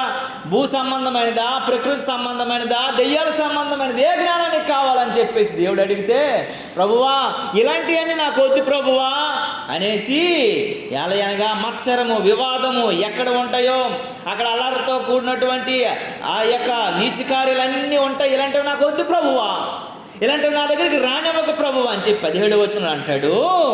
అయితే పై నుండి వచ్చు జ్ఞానం మొట్టమొదటిగా పవిత్రమైన ఆ జ్ఞానం నాకు కావాలి. ఇక్కడ జ్ఞానం నాకు దెయ్యాల జ్ఞానము, ప్రకృతిని శాసించగలిగిన జ్ఞానము, లోక సంబంధమైన జ్ఞానం, కొంతమందికి చాలా జ్ఞానం లోక సంబంధమైనది ఉంటుంది. దేనికైనా ఆన్సర్ చెప్పగలరు.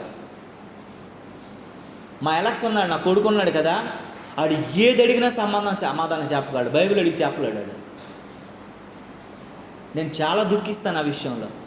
మీరు ఏ ప్రశ్న అడగండి, మీరు ఎలాంటి కఠిన ఇంటర్నేషనల్ ఎలాంటి క్వశ్చన్ అని మీరు అడగండి, ఆడు ఆన్సర్ చేయగలడు. మీరు నమ్ముతారా? టీచర్స్ అందరు కూడా వాడికి ఫేవరెట్. ఏ టీచర్ కూడా వాడిని చెడ్డోడు అండు. ఏ టీచర్ కూడా నశించుకోడు. అనర్గళంగా టీచర్తో ఫోన్లు మాట్లాడతాడు, ఎవరితోనైనా మాట్లాడగలడాడు. మంచి జ్ఞానం ఉంది, దేనికైనా అడి దానికి సమాధానం ఉంది. నువ్వు ఇంగ్లీష్లో ఒక దానికి అర్థం చెప్పమంటే 5 అర్థాలు అడు చెప్పగలడు. చూడడానికి పిచ్చోడిలాగా నాకు అనిపిస్తాడు, మన అందరికి అలాగే అనిపిస్తాడు, ఇలా చూసుకుని ఉంటాడు. కానీ దేవుని దగ్గరికి వచ్చేసరికి ఆ జ్ఞానము లోక జ్ఞానం. అది నువ్వు కారు కోసం అడగండి, 100 కార్ల పేర్లు చెప్పగలడాడు. ఎప్పుడో ఏ విషయం కొరకు అడగండి, దాని అంతటి కొరకు చెప్పగలడాడు. మీరు నమ్ముతారా? 5G ఎప్పుడు వచ్చిందని అంటే వాడు 1G నుంచి స్టార్ట్ చేసి నాకు చెప్పాడు ఆన్సర్లో. 1G ఈ ఇయర్లో వచ్చింది, 2G ఈ ఇయర్లో వచ్చింది, 3G ఈ ఇయర్లో వచ్చింది, 4G ఈ ఇయర్లో వచ్చిందని కూడా చెప్పాడు నాకు. దేవుడు లోకం ఎంతో ప్రేమించిన రెఫరెన్స్ ఎక్కడ ఉందని అడిగాను. వెంటనే బైబిల్ చూసి చెప్తున్నా అంటండి. లోక జ్ఞానము. ఇంకో జ్ఞానం ఏంటమ్మా? ప్రకృతి జ్ఞానం. ఆకాశం ఎలాగా, నక్షత్రాలు ఎలాగా, ఆ జ్ఞానం ఎలాగా, ఇది ఎలాగా అని చెప్పగలిగిన వారు. 3వ జ్ఞానం దెయ్యాల జ్ఞానం. నువ్వు ఇచ్చేస్తే అది అయిపోతావు, నీకు లంకెలు బిందులు దొరికిపోతాయి, నువ్వు ఎక్కడికది ఏమంటారు నిధులు దొరికిపోతాయి, ఇలాంటివి దెయ్యాల జ్ఞానం. మాంత్రిక విద్యలు, తాంత్రిక విద్యలు చేసేటువంటి దెయ్యాల జ్ఞానం. ఇలాంటివి నాకు అన్నీ వద్దు ప్రభువా, నాకు పరలోకం నుంచి వచ్చిన దైవ జ్ఞానం కావాలా. పరలోకం నుంచి వచ్చినటువంటి ఆ జ్ఞానాన్ని నేను పొందుకోవాలా. అది సమయోచితమైన జ్ఞానమై ఉండాలి. నా జీవితాన్ని బాగు చేయి, నా వంశాన్ని బాగు చేయగలిగిన జ్ఞానమై ఉండాలని ప్రార్థన చేసేవాళ్ళంట. నేను దేని కొరకు ప్రార్థన చేస్తున్నావు? ఎలాంటి దాని కొరకు ప్రార్థన చేస్తున్నావు? ఎలాంటి వాటి కొరకు మనం ప్రార్థన చేస్తున్నాము? ఇస్సాకారు ఇంట్లో సంతోషం ఉండడానికి గల కారణం ఏంటంటే భూమి మీద ఉన్నది ఏది ఆయన కోరుకోలేదు, అంతా కూడా పైన. అందుకే అంటాడు, మీరు ఎక్కడ వెతకమంటానండి దేవుడు? పైన ఉన్న వాటిని వెతకండి. నువ్వు కింద ఉన్నవన్నీ లయమైపోతాయి, పైన ఉన్న వాటిని వెతకండి. దేవునికి స్తోత్రము కలుగునుగాక. హల్లెలూయా, హల్లెలూయా. ఇస్సాకారు గుడారంలో ప్రార్థన చేసే గుడారం అంట. మొట్టమొదటి గుడారం ఏ గుడారం అయింది? ఇస్సాకారు గుడారము దేవునితోనూ దైవజనులతోనూ సహవాసం చేసే గుడారము. రెండవది ఏంటండి? ప్రార్థన చేసి సమయోచితమైన జ్ఞానంతో, దైవ జ్ఞానంతో నింపబడిన గుడారం. 3వ మాట చెప్పి నేను ముగించేస్తాను 2 నిమిషాల్లో. చూడండి, ద్వితీయోపదేశ కాండము 27వ అధ్యాయము 11వ వచనం నుండి ఒకసారి చదవండి త్వరగాను. ద్వితీయోపదేశ కాండము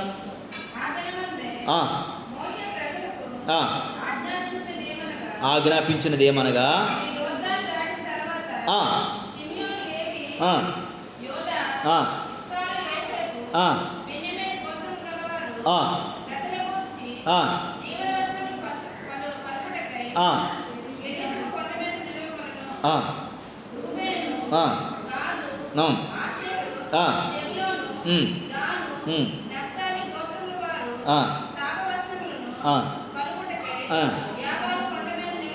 చూడండి, దేవునికి స్తోత్రం కలుగునుగాక. యొర్దాను దాటారంట. యొర్దాను దాటిన తర్వాత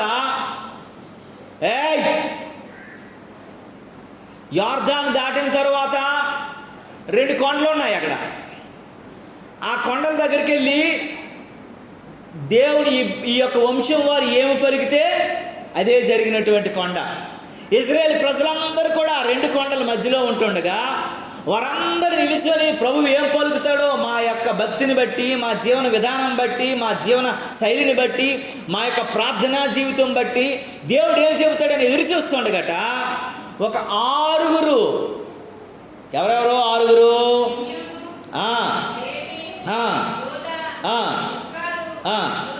ఆ వీళ్ళంట ఎక్కడున్నారటమ్మా? గెరీజీము కొండపైన ఉన్నారట. వీళ్ళు అంటే దీవించడానికి ఉన్నారట. ఇంకొక 6 ఎక్కడ ఉన్నారట? లేబాను కొండ మీద ఇంకొక 6 శపించడానికి ఉన్నారట. చూసారా, నా మాట అర్థమవుతుంది? ఆ గుంటలోకి తలిపెట్టి బయటని పెట్టి చెప్తే అదవా.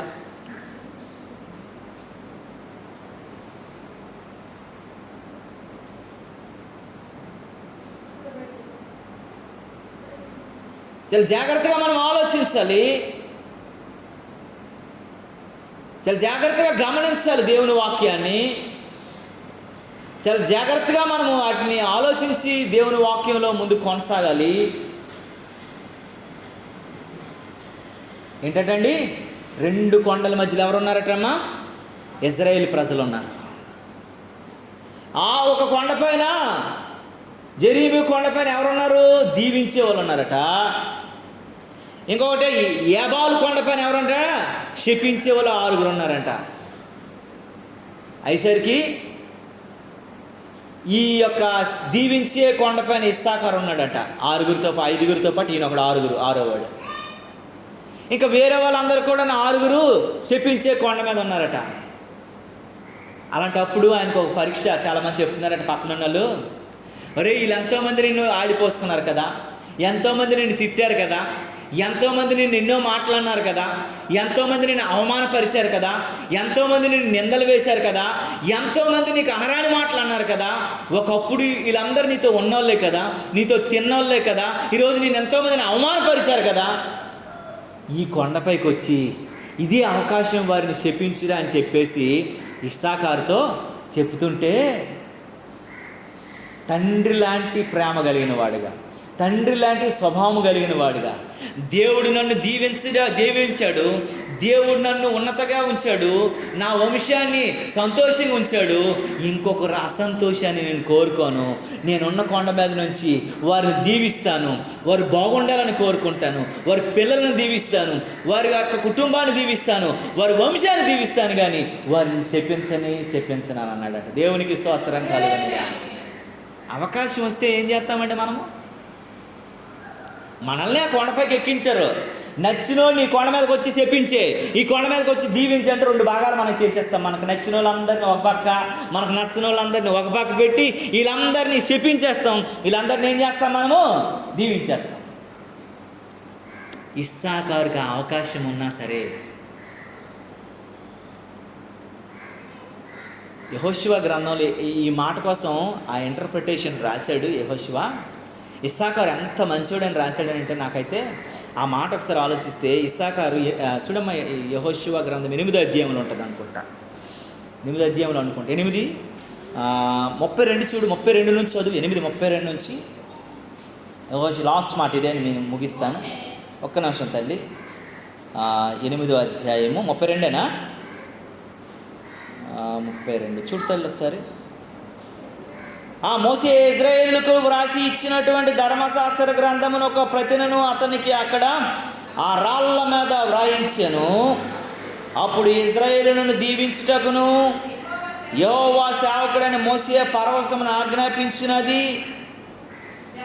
జరగవలనని, పరదేశులేమి, వారిలో పుట్టిన వారులేమి, ఇశ్రాయేలు అందరినీ, వారి పెద్దలను, వారి నాయకులను, వారి న్యాయాధిపతులను యెహోవా నిబంధన మందసము మోయిచు యాజకులైన లేవి మందసము ముందర ఆ మందసమునకును ఈ వైపున ఆ వైపున నిలిచిరి. వారిలో సగం మంది గెరీజీము కొండ ఎదుటను, సగం మంది యాబాలు కొండ ఎదుటను నిలువగా యెహోషువ ఆ ధర్మశాస్త్ర గ్రంథములో వ్రాయబడిన వాటినన్నింటిని బట్టి, ఆ ధర్మశాస్త్ర వాక్యములన్నింటినీ అనగా దాన్ని దీవించి వచనములను, దానిని శాపవచనములు చదివి వినిపించెను. స్త్రీలను, పిల్లలను, వారి మధ్య నుండి పరదేశులను వినుచుండగా యెహోషువ సర్వ సమాజము ఎదుట మోషే ఆజ్ఞాపించిన వాటిని చదువక విడిచిన మాట ఒక్కటియూ లేదు. దేవునికి స్తోత్రం కలుగునుగాక. సర్వ సమాజం ఎదుట ఇస్సాకారు. చాలామంది చెప్తున్నారు వాళ్ళు ఆ గుంపు ఉన్నారు కదా, ఆ ఫ్యామిలీ ఉన్నారు కదా, వాళ్ళు ఉన్నారు కదా, నీకు ఎన్ని మాట్లాడారో తెలుసా, నిన్నెంత హింసించారో తెలుసా, నిన్నెంత నిందలేశారో తెలుసా, నిన్నెంత అవమానపరిచారో తెలుసా, నిన్నెంతగా వాళ్ళు ఆట ఆడుకున్నారో తెలుసా, అవకాశం వచ్చింది ఇస్సాకారు చెప్పించే.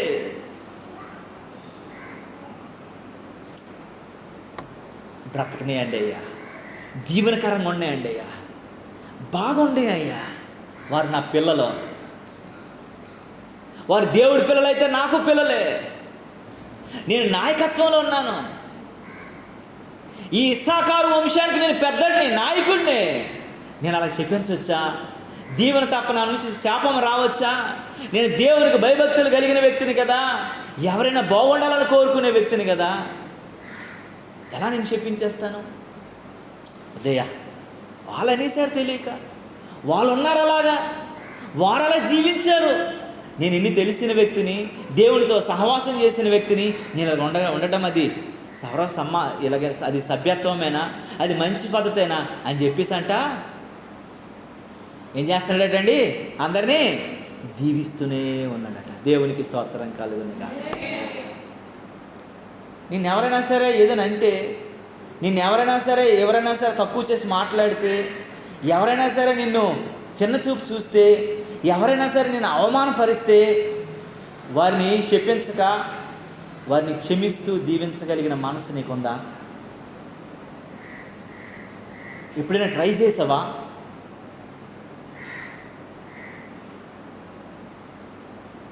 ఎవరైనా పగ తీర్చుకోవాలనుకుంటే, ఎవరైనా నీ మీద కుయుక్తులు పన్నాలనుకుంటే, ఎవరైనా నిన్ను ఇదిలో అవమానపరచాలనుకుంటే, నిన్ను చిన్న చూపు చూడాలనుకుంటే, వారిని క్షమిస్తూనే ప్రేమించగలిగిన మనస్సు కలిగిన వ్యక్తిగా ఎప్పుడైనా ఉండగలగడానికి ప్రయత్నించావా? ఇస్సాకారు ఇంట్లోని మాత్రమే సంతోషం ఉండటానికి, గనులు గొప్పవారింట్లో సంతోషం లేకపోవడానికి గల కారణం ఏంటో తెలుసా? అవకాశం వచ్చినా ఉపయోగించుకోలేదు ఇస్సాకారు. అవకాశం వచ్చినా ఉపయోగించుకోలేదు. ఈ దేవుని బిడ్డ, దేవునిలాగా మారిపోవడం అంటే, దేవుని స్వరూపంలోకి మార్చబడటం అంటే, నువ్వు మారు మనసు పొందటం అంటే, దేవుని రాజ్యాన్ని స్వతంత్రించుకోవటం అంటే, దేవుని పిల్లలు అని అనిపించుకోవటం అని అంటే అంత ఆశామాసి కాదండి.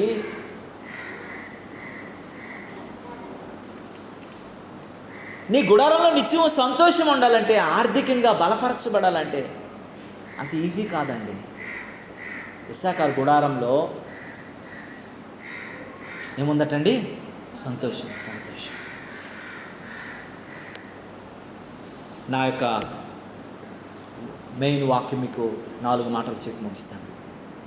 ఈ దేవుని బిడ్డ, మీ గుడారాలలో దేవుడు 78వ కీర్తనలో ఏమన్నాడు?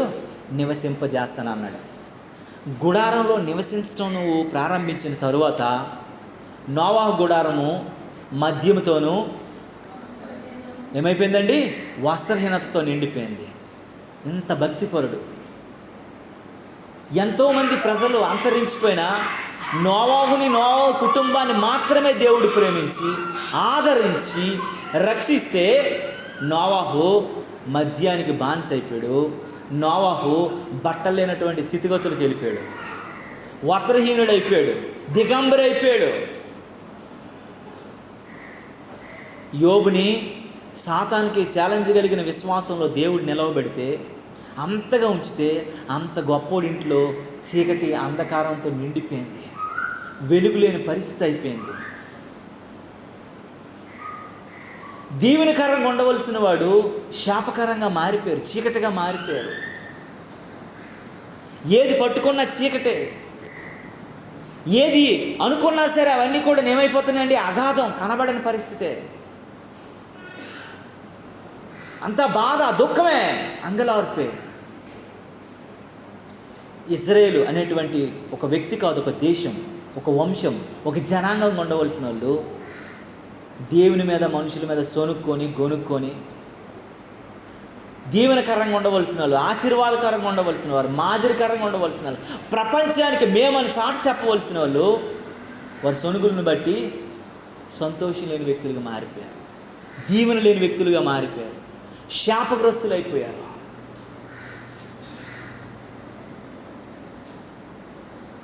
లాబాను నుంచి ఆమె కొరకు వెయిట్ చేసి ప్రార్థనకు దూరం అయిపోయి, దేవునికి దూరం అయిపోయి, దేవుణ్ణి బ్రతిమాలుకొని కూడా పొందుకొని పెళ్లి చేసుకుంటే ఆమె గుడారంలో ఏముందండి?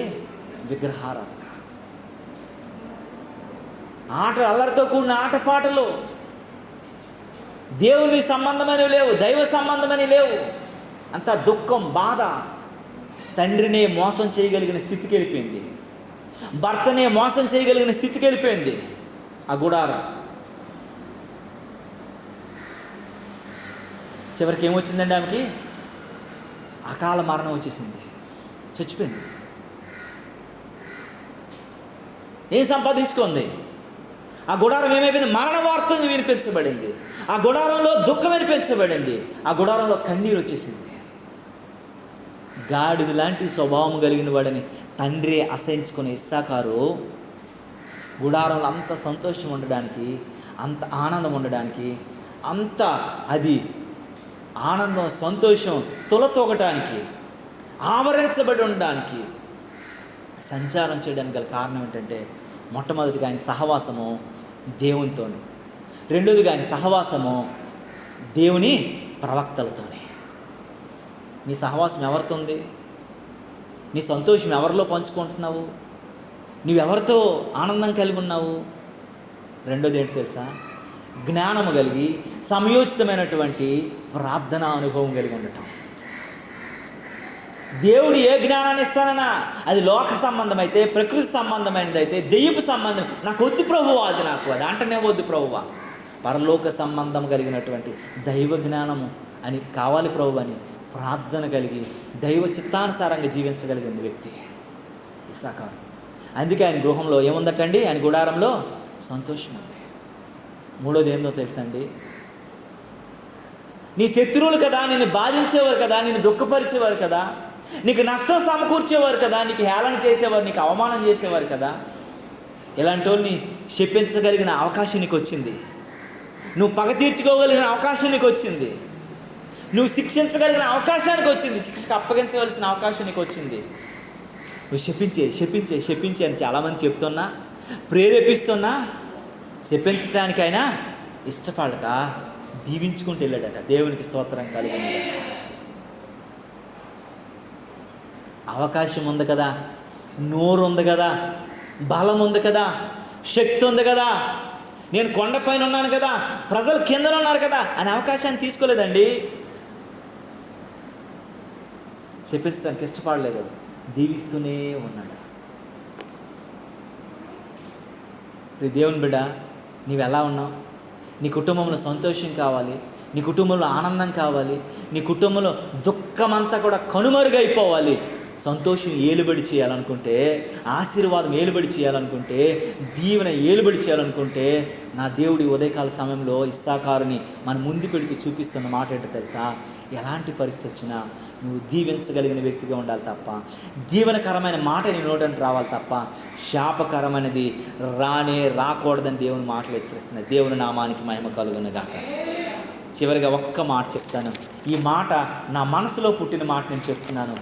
ఈ మాట చెప్పి నేను ముగిస్తాను. ఇర్మియా గ్రంథము 10వ అధ్యాయము 20వ వచనాన్ని చదివేసి వెళ్ళిపోదాం ఇంటికి. ప్రార్థన చేస్తాను నేను. ఒక్క మాట ఈ ఒక్క మాట నేను వెళ్ళిపోతుంది. 10వ అధ్యాయం 20వ వచనం, ఇర్మియా గ్రంథం 10వ అధ్యాయం 20వ వచనము. నా గుడారము ఏమైపోయిందటమ్మా? చినిగిపోయిను, నా త్రాళ్ళన్నీ తెగిపోయాను, నా పిల్లలు నా యొద్ద నుండి తొలగిపోయాను, వారు లేకపోయేరి.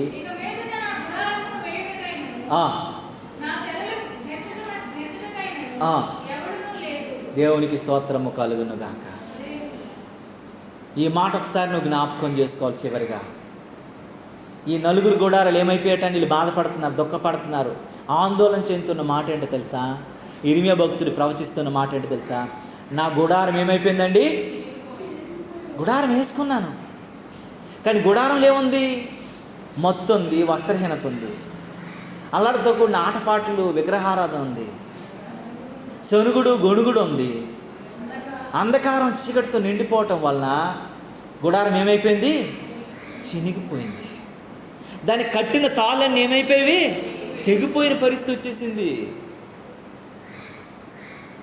నా పిల్లలు ఆ గుడారం నుంచి ఏమైపోయారు? తొలగిపోయారు, లోక సంబంధులుగా అయిపోయారు, బొత్తుగా చెడిపోయారు, పాడైపోయారు, దుఃఖము ఆవేదన మిగిలిపోయిన పరిస్థితి వచ్చింది. మళ్ళీ గుడారం వేసుకోవడానికి సహాయం చేసేవాడు ఒకడు కూడా నాకు కనుమరుగైపోయారు, కనబడిన పరిస్థితి వచ్చింది. ఒకవేళ నీ గుడారం చినిగిపోకముందే, నీ ఆధారం అనబడినటువంటి తాళ్ళని తెగిపోకముందే, నీ పిల్లలు రోడ్డు ఎక్కిపోయి పాపములో శాపకోపములోకి వెళ్ళిపోకముందే, నీకు సహాయం చేసే దేవుడు కనుమరుగైపోకముందే దేవుని వైపు మరలాలి.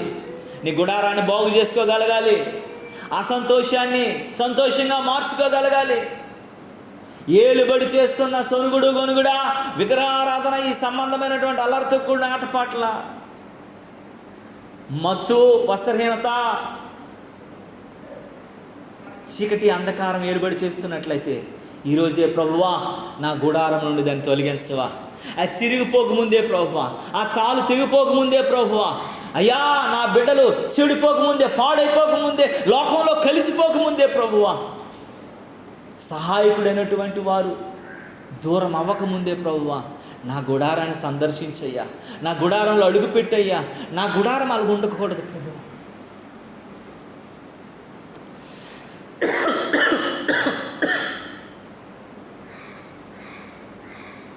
ఒకసారి కరుణించిన ఆయన ప్రభువుని అడగదాం. నీ గుడారంలో అలా ఉందేమో, ఇంకన్నా చిరిగిపోయిన పరిస్థితికి వచ్చేసిందేమో, నీ గుడారం స్థితి మారిపోయిన పరిస్థితికి వచ్చేసిందేమో, పాడైపోయిన ఆధారాలన్నీ తెగిపోయే స్థితికి వచ్చేసేయేమో. కంట్లు మూసుకుందామా, ప్రభువుని అడగదామా, అయ్యా నా గుడారం ఏ స్థితిలో ఉందయ్యా? గొప్ప గొప్ప గుడారాలే పాడైపోయాయ్యా, నా గుడార స్థితి ఒక్కసారి కరుణించండి, ఒక్కసారి జ్ఞాపకం చేసుకోండి, ఒక్కసారి సరిచేయండి. ఇస్సాకారు గుడారం వల్లే మార్చండి ప్రభువా. నా గుడారము దేవునితో సహవాసం కలిగింది ఉండాలయ్యా. నా గుడారము నాయనా ప్రార్థనా గుడారమై ఉండాలి ప్రభువా. నా గుడారము ఆశీర్వదించబడిన గుడారం ఉండాలి తప్ప శాపం ఎంత మాత్రం ఉండకూడదు ప్రభువా. యా సౌలు రాజు ఒకప్పుడు దేవునితోనూ దేవుని సేవకునితో సహవాసం చేసేవాడు.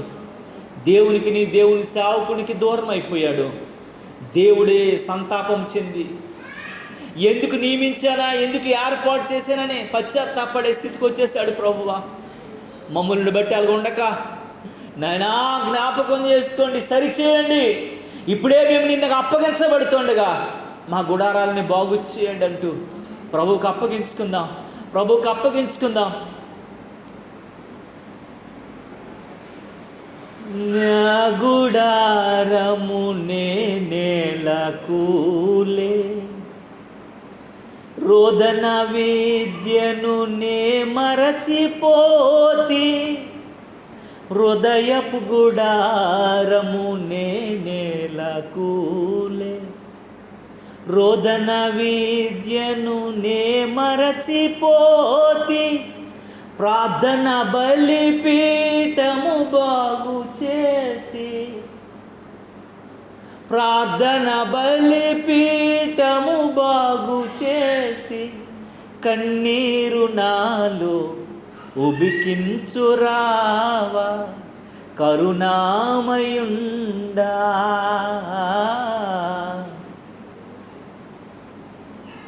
వా ప్రార్థన చేద్దాం, ప్రార్థన చేద్దాం. మన మధ్యలో ఉన్న చెల్లి పార్వతి ప్రార్థన చేస్తుంది ఈ సమయంలో. నా గుడారం ఎలా ఉందో, నా స్థితి ఎలా ఉందో, నా పరిస్థితి ఎలా ఉందో అయ్యా బాగు చెయ్యు, సరిచెయ్యు. చినిగిపోయిన పరిస్థితులు ఉంటే నాయనా